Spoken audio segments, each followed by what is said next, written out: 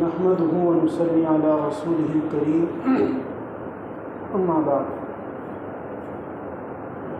أعوذ بالله من الشيطان الرجيم بسم الله الرحمن الرحيم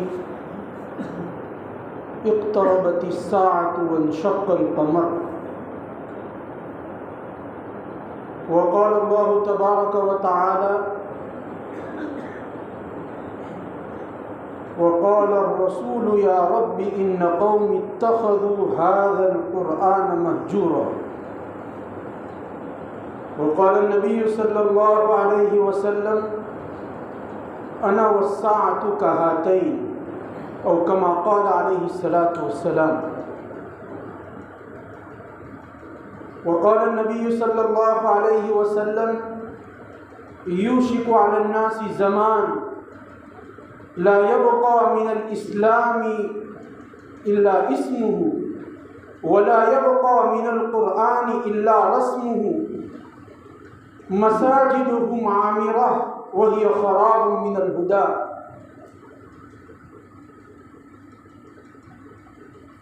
وعلماء السوء شر تحت أديم السماء أو كما قال عليه الصلاة والسلام. بزرگان محترم، دینی اور ایمانی بھائیوں، میں نے آپ کے سامنے کلام اللہ کے دو فرمود، کلام اللہ کی دو آیات تلاوت فرمائی. سرکار دو عالم تاجدار مدینہ جناب نبی کریم صلی اللہ علیہ وسلم کے دو فرمود ارشاد فرمائے. یہ جو آیات اور یہ جو احادیث میں نے آپ کے سامنے بیان کی، اس میں اللہ کے رسول اللہ تبارک و تعالیٰ نے اور جناب نبی کریم صلی اللہ علیہ وسلم نے قیامت کا تذکرہ کیا. چنانچہ اسی متعلق دو تین باتیں آپ کے سامنے میں ذکر کر دوں. اللہ تبارک و تعالیٰ نے جناب نبی کریم صلی اللہ علیہ وسلم کو دنیا میں مبعوث فرمایا، اور آخری نبی ہے، خاتم النبیین ہے. ہمارا ایمان ہے، ہمارا عقیدہ ہے کہ جناب نبی کریم صلی اللہ علیہ وسلم خاتم النبیین ہے. آپ کے بعد کوئی نبی آنے والا نہیں ہے. سب سے آخری نبی آپ صلی اللہ علیہ وسلم ہیں. علماء نے نقل کیا ہے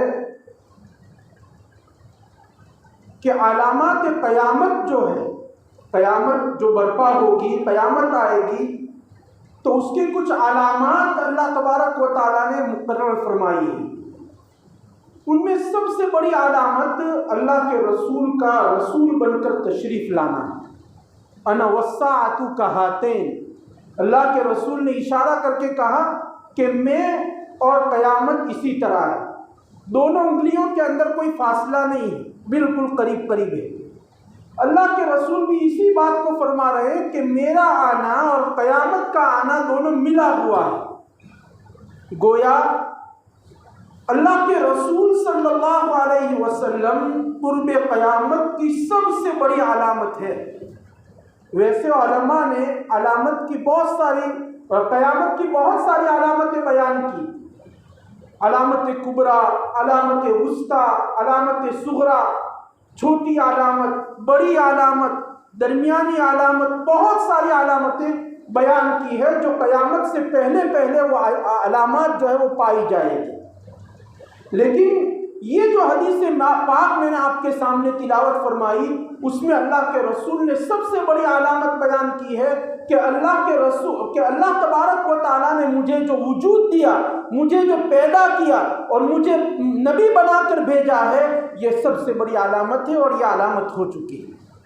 1442واں سال چل رہا ہے، یہ علامت ہو چکی ہے. اللہ کے رسول صلی اللہ علیہ وسلم کو جب پیدا کیا اور اس کے بعد جو ہے یہ علامت اللہ کے رسول کو نبی بنایا گیا اور خاتم النبیین بنایا گیا، یہ سب سے بڑی علامت ہوتی ہے.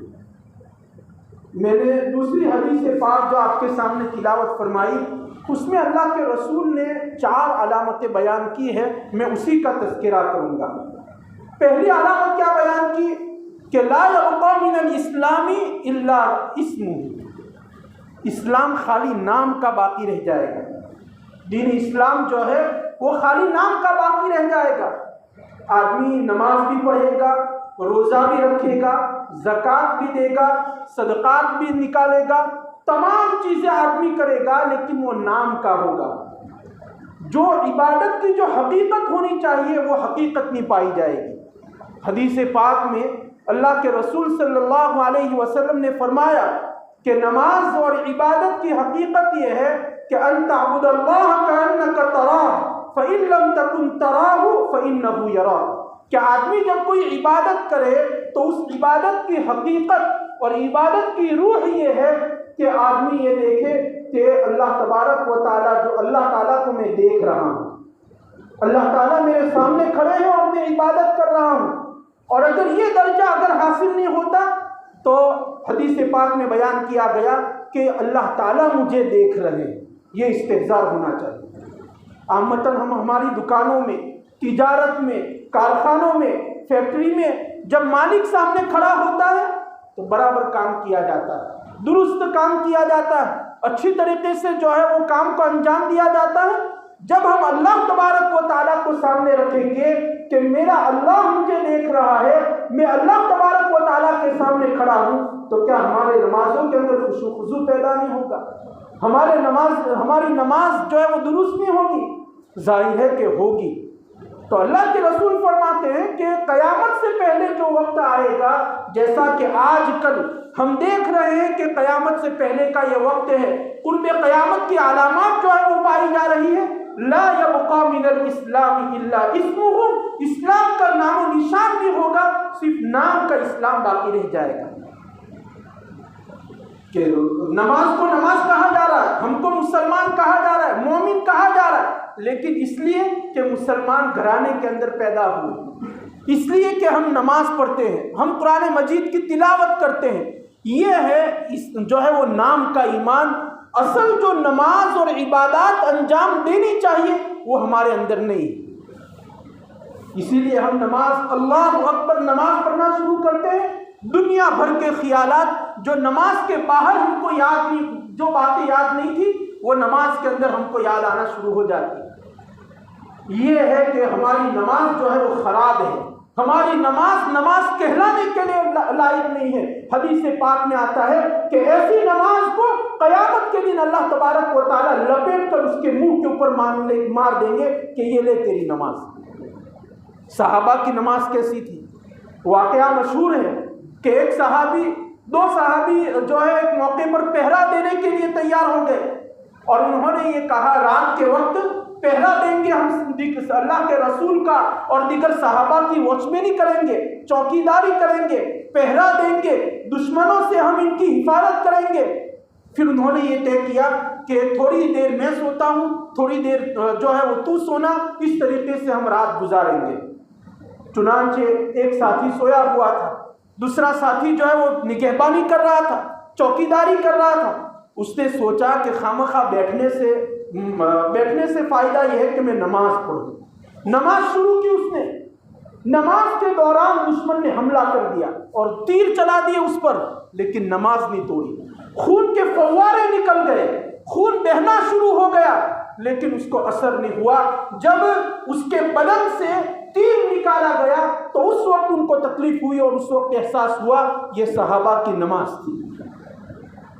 تو نماز کے اندر خشوع خضوع ہونا چاہیے، عبادات کے اندر جو ہے للہیت ہونی چاہیے۔ ہماری عبادات کیا ہے؟ یا تو رواجن ہماری عبادت ہوتی ہے یا ریاءن ہوتی ہے۔ رواجن کا کیا مطلب کہ اذان ہوئی، والدین نے بولا کہ چلو نماز پڑھنے، تو نماز پڑھنے آ گئے، محلے کے دوسرے لوگ جا رہے تھے تو آ گئے، یہ رواجن ہے کہ اللہ تعالیٰ نے 5 نمازیں مقرر کی ہے، تو لہذا جب بھی مسجد میں جانے کا وقت ہوتا ہے ٹوپی پہنی، اور اب تو ٹوپی بھی نہیں لاتے، مسجد ہی کی ٹوپی استعمال کر لیتے ہیں اور آ کر کھڑے ہو جاتے ہیں۔ یہ رواجن نماز ہے، کوئی حقیقت نہیں، کوئی فائدہ نہیں ایسی نماز کا۔ یا ریاءن نماز پڑھی جاتی ہے، دکھلاوا۔ چنانچہ جب بچہ جب گھر کے اندر ہوتا ہے، نماز کے وقت جاتا نہیں، تو ماں باپ کہتے ہیں کہ فلاں کا بیٹا گیا، فلاں آدمی نماز پڑھنے کے لیے گیا، تو کیوں نہیں جاتا؟ لوگ کیا کہیں گے کہ بھائی جو ہے اس کا بیٹا نماز نہیں پڑھتا۔ وہ آدمی جب آتا ہے نماز میں تو اسی لیے کہ بھائی پورا محلہ دیکھ لے کہ یہ آدمی بھی نماز پڑھنے آیا ہوا۔ اگر نہیں دیکھا تو لوگ بات کریں گے کہ یہ ایک نماز نہیں پڑھتا۔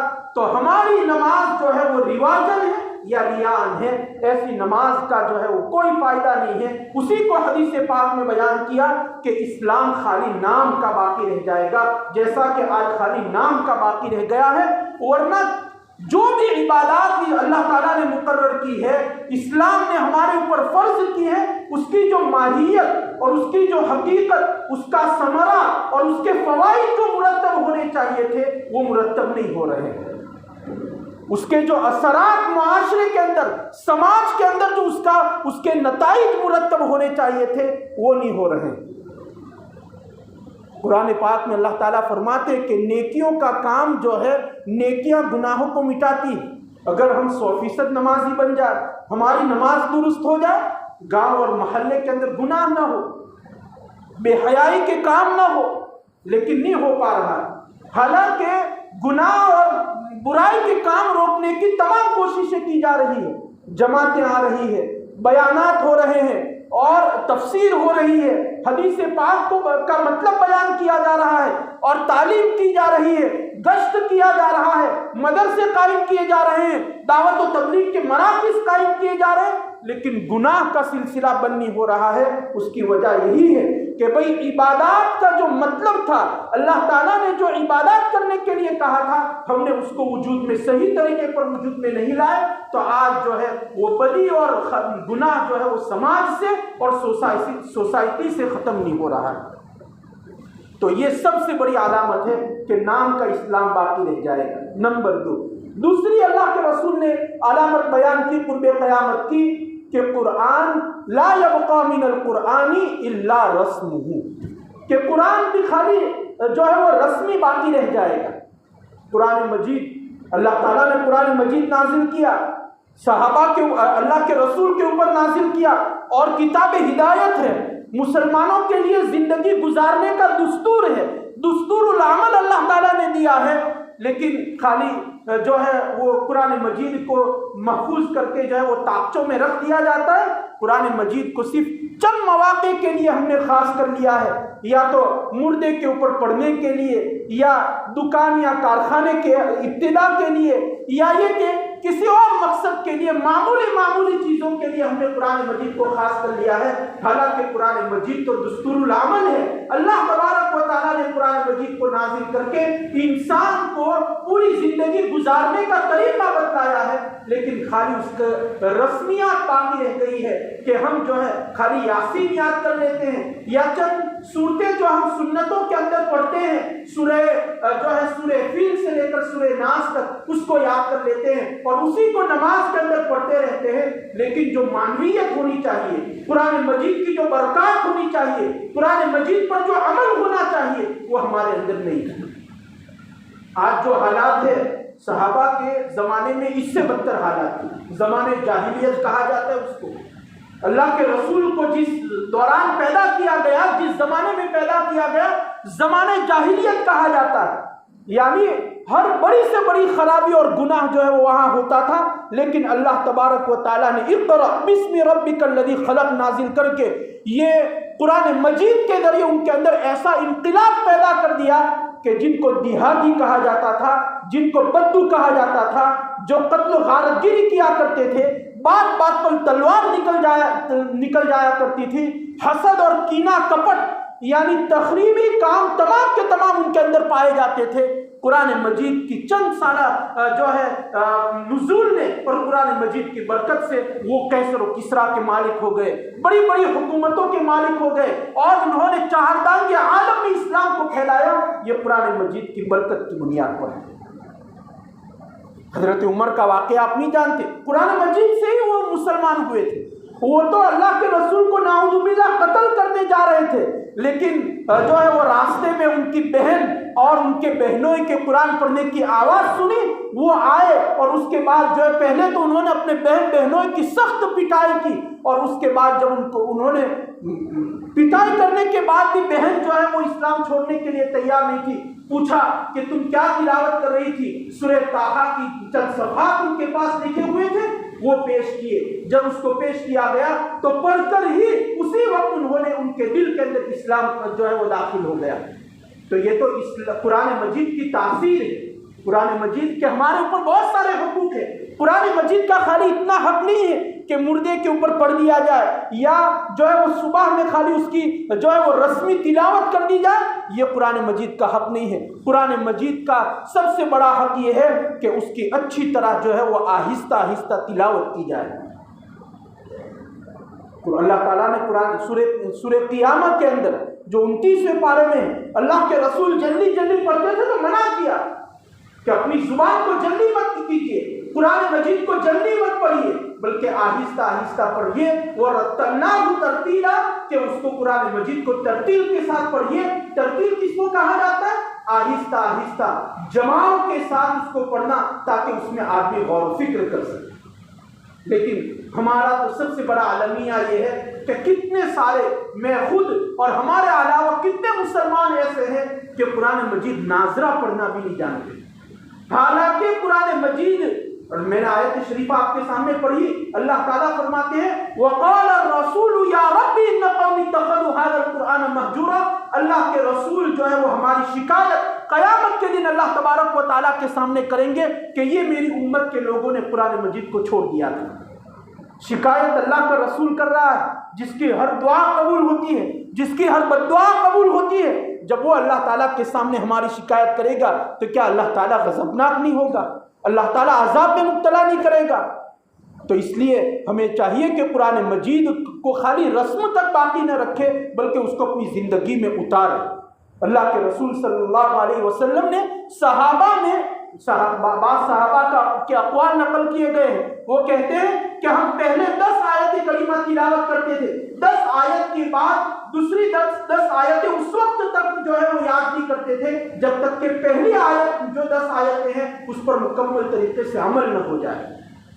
قرآن مجید خالی تلاوت کے لیے نہیں، قرآن مجید کا سب سے بنیادی حق یہ ہے کہ اس پر عمل کیا جائے۔ اگر عمل نہیں ہوگا تو قرآن مجید کا کوئی فائدہ نہیں ہے۔ قرآن مجید کا خالی اگر ہم تلاوت کرتے رہیں، اور ہماری تلاوت بھی کیسی ہوتی ہے کہ بھائی 10 منٹ ہم نے قرآن مجید اٹھایا اور جلدی جلدی جو ہے وہ قرآن مجید کی تلاوت کی، اس کو رکھا اور ختم۔ جو قرآن مجید کی برکت ہمارے قلب کے اندر ہونی چاہیے تھی وہ نہیں۔ اللہ کے رسول کے زمانے میں کیسی تلاوت ہوتی تھی؟ چنانچہ کفار و مشرکین جو اللہ کے رسول کے جانی دشمن تھے، یہ کفار و مشرکین جو ہے وہ اللہ کے رسول کے کلام کو سنتے تھے، تلاوت کو سنتے تھے، چھپ چھپ کر کے تلاوت کو سنتے تھے۔ حضرت طفیل رضی اللہ تعالیٰ عنہ کا واقعہ ذکر کیا گیا ہے۔ اسلام انہوں نے قبول کیا، یہ صحابہ کی اور اللہ کے رسول کی تلاوت قرآن مجید کو سن کر انہوں نے ایمان قبول کیا۔ تو یہ قرآن مجید جو ہے وہ محض اس لیے نہیں ہے کہ ہم اس کو جو ہے ادب کے ساتھ جزدان میں بند کر کے اس کو رکھ دیں، نہیں، اس کی کما بہو تلاوت ہونی چاہیے اور اس پر عمل پیرا ہونا چاہیے۔ اس کے علاوہ میں ایک جو ہے حدیث پاک میں ایک علامت بیان کی، اللہ کے رسول فرماتے ہیں قرب قیامت سے پہلے ہوگا کہ مسجد تو بڑی شاندار ہوگی لیکن وہی خراب من الہدا، ہدایت سے خالی ہوگی۔ روایات میں آتا ہے، چنانچہ علامہ عز الدین ابن عبد السلام رحمۃ اللہ علیہ نے مسجد کو یہ جو زیب و زینت، حد سے زیادہ زیب و زینت اختیار کی جاتی ہے، الگ الگ طرح کی لائٹیں لگائی جاتی ہیں، الگ الگ طرح کی ڈیزائنیں بنائی جاتی ہیں، اس کو جو ہے وہ کہتے ہیں کہ یہ درست نہیں۔ مسجدیں تو شاندار ہے، بڑی بڑی مسجدیں جو ہے وہ ہم بنا رہے ہیں، لیکن اس میں تلاوت سے وہ آباد نہیں ہو رہی ہے، نمازوں سے وہ آباد نہیں ہو رہی ہے، قال اللہ قال رسول سے اس کو آباد نہیں کیا جا رہا ہے، خالی مسجدوں پر جو ہے وہ پیسہ خرچ کیا جا رہا ہے۔ تو اس کو بھی قیامت کی سب سے بڑی علامت بیان کی گئی اس روایت کے اندر، اور ہم اس کا مشاہدہ کر رہے ہیں۔ ایسا نہیں کہ خالی روایت کے اندر ایسے ہی اللہ کے رسول نے بیان کر دیا، نہیں، ہم دیکھ رہے ہیں کہ کتنی شاندار مساجد بنائی جا رہی ہے، لیکن آپ دیکھیں گے ایک صف نمازی کی آ رہی ہے، 2 صفیں آ رہی ہے، کوئی وہاں ذکر و اذکار کی مجلس نہیں ہے، وہاں قال اللہ اور قال الرسول کا کہاں وہیں تذکرہ نہیں ہے، ہدایت وہاں اس مسجد سے نہیں پھیل رہی ہے، یہ بھی قرب قیامت میں علامت بیان کی گئی۔ تو اس لیے ہمیں چاہیے کہ یہ جو ہے عبادات کو صحیح طریقے پر انجام دے، اور اسی طریقے سے اللہ کے رسول صلی اللہ علیہ وسلم نے قرآن مجید کے متعلق جو رہنمائی اس حدیث پاک میں بیان کی ہے کہ بھئی خالی رسم باقی نہ رہ جائے، خالی اس کی جو ہے اس پر عمل کرنے کی کوشش کرنا چاہیے۔ اور اسی طریقے سے تیسری چیز جو بیان کی گئی وہ یہ کہ مسجدوں کو عبادات کے ذریعے جو ہے وہ آباد کرنا چاہیے۔ تو ان تمام کے تمام پہلو کو جو ہے وہ ہمیں مد نظر رکھنا چاہیے۔ بڑی بڑی علامات قیامت پائی جا رہی ہیں، یہ تو بہت چھوٹی میں نے علامات بیان کی، ورنہ اللہ کے رسول نے احادیث کے اندر جو علامات قیامت بیان کی ہے، حضرت مولانا خلیل احمد دیوا صاحب دامت برکاتہ، آپ ان کا بیان سنیے، انہوں نے دلائل کے ساتھ اس بات کو جو ہے واضح کیا ہے کہ بھئی قیامت میں بڑی بڑی علامتیں وجود میں آ چکی، بڑی بڑی علامتیں وجود میں آ چکی، چند محدود علامات جو ہے وہ اب باقی رہ گئی ہے۔ تو ہماری آنکھیں کب کھلے گی، میری آنکھیں کب کھلے گی؟ کیا ہمیں آخرت کی فکر نہیں ہے؟ کیا ہمیں قبر کی فکر نہیں ہے؟ قبر کے بارے میں ایک حدیث پاک آپ کو سنا دوں، اللہ کے رسول صلی اللہ علیہ وسلم فرماتے ہیں، مشکات شریف کی روایت ہے کہ جب بندے کو قبر کے اندر ڈالا جاتا ہے، قبر فوراً تنگ ہونا شروع ہو جاتی ہے، بندے کو دبانا شروع کر دیتی ہے، یہاں تک کہ سعد بن معاذ رضی اللہ تعالیٰ عنہ قبیلہ انصار کے سردار ہیں، اللہ کے رسول کے برگزیدہ اللہ تعالیٰ کے برگزیدہ بندے اور جلیل القدر صحابی ہیں، قبر میں ان کو ڈالا گیا تو قبر جو ہے انہوں نے قبر نے ان کو دبانا شروع کیا، اللہ کے رسول نے فوراً زور زور سے تسبیح اور تکبیر کہنا شروع کیا، سبحان اللہ الحمدللہ۔ روایات میں آتا ہے کہ صحابہ نے بھی اللہ کے رسول کی ابتدا میں جو ہے تسبیح اور تکبیر شروع کی تو اس کی برکت سے زمین نے دبانا چھوڑ دیا۔ تو جب اتنے بڑے صحابی کو جو ہے وہ قبر دبائے گی تو میرا اور آپ کا کیا حال ہوگا؟ قبر کی ہولناکی، قبر کی وحشت، منکر نکیر کے سوال، کیا ہمیں اس کی فکر نہیں؟ ظاہر ہے کہ فکر ہونی چاہیے، آخرت کی فکر ہمیں ہونی چاہیے، اور آخرت میں سوال جواب کی فکر ہونی چاہیے۔ قبر میں سوال کیا جائے گا، من ربک، من دینک، من رسولک، اس وقت ہم کیا جواب دیں گے؟ تو اس لیے جو مومن کامل ہوگا وہ تو جلدی جلدی جواب دے دے گا کہ ربی اللہ، اور رسول کے بارے میں کہے گا کہ محمد الرسول اللہ، دین کے بارے میں کہے گا دینی الاسلام، لیکن جو کافر ہوگا اور منافق ہوگا وہ جواب نہیں دے پائے گا، بلکہ پہلے ہی جو ہے وہ تھر تھر کانپنے لگے گا۔ روایات میں آتا ہے کہ مومن بندہ قبر کے اندر جاتا ہے تو آرام کے ساتھ رہتا ہے، آرام سکون کے ساتھ، کوئی ٹینشن نہیں، لیکن جب منافق اور کافر جائے گا اس کو کوئی سکون نہیں ملے گا، اس لیے کہ اس کا تو ایمان ہی نہیں تھا کہ دوبارہ زندہ ہونا ہے، دوبارہ جو ہے وہ قبر میں سوالات ہوں گے، اس کا تو اعتقاد تھا ہی نہیں، اس لیے اس کے تو سوچ کے خلاف جب اس طرح ہوگا تو وہ گھبرایا ہوا ہوگا، اور پھر اس طرح کے منکر نکیر کے سوالات آئیں گے۔ روایات میں کل ہی بیان کر کے آیا کہ روایات میں آتا ہے کہ منکر نکیر جو ہے وہ کالے رنگ کے ہوں گے اور ان کی آنکھیں جو ہے وہ ہرے رنگ کی ہوں گی۔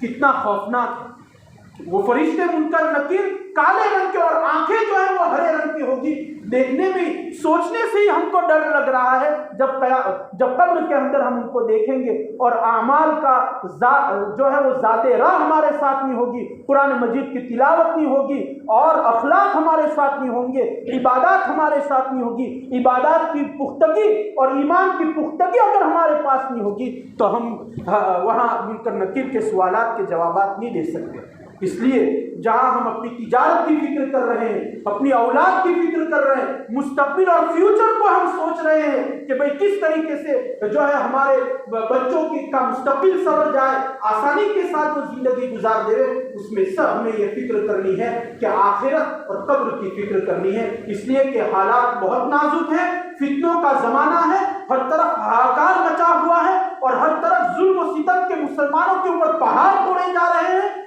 اور تمام کے تمام بڑی بڑی علامات جو ہے وہ بیان کی گئی ہے۔ ایک حدیث پاک میں اللہ کے رسول نے فرمایا ہے، اس بات کو بیان کر کے اپنی بات کو ختم کرتا ہوں۔ اللہ کے رسول فرماتے ہیں کہ قیامت سے پہلے دنیا کی تمام کافر حکومتیں مسلمانوں کو اس طرح جو ہے وہ قتل کرنے کے لیے ایک پلیٹ فارم پر اور ایک جگہ جمع ہو جائے گی، جیسے کہ دسترخوان بچھا کر لوگوں کو کھانے کے لیے بلایا جاتا ہے۔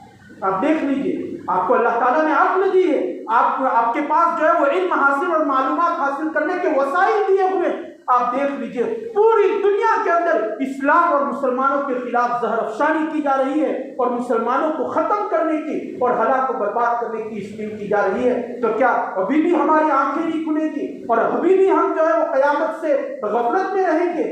یہ بڑی ناسپاسی ہوگی اور یہ دانش مندی نہیں ہے۔ عقل مند آدمی کو جب کوئی بات بتلا دی جاتی ہے، کوئی فائدے کی چیز بتلائی جاتی ہے، کسی نقصان سے اس کو مبتلا کیا جاتا ہے، تو وہ جو ہے اس سے بچنے کی کوشش کرتا ہے اور اس فائدے کو حاصل کرنے کی کوشش کرتا ہے۔ اس لیے ہم چاہیے کہ ہم اس فتنے کے دوران اور اس جو ہے فساد زمان کے دوران اپنے ایمان کو مضبوط کریں اور احکامات الہیہ اور تعلیمات رسول کی روشنی میں موت اور آخرت اور قبر کی فکر کریں۔ اللہ تبارک و تعالی مجھے کہنے سے زیادہ عمل کی توفیق عطا فرمائے۔ وآخر دعوانا الحمدللہ رب العالمین۔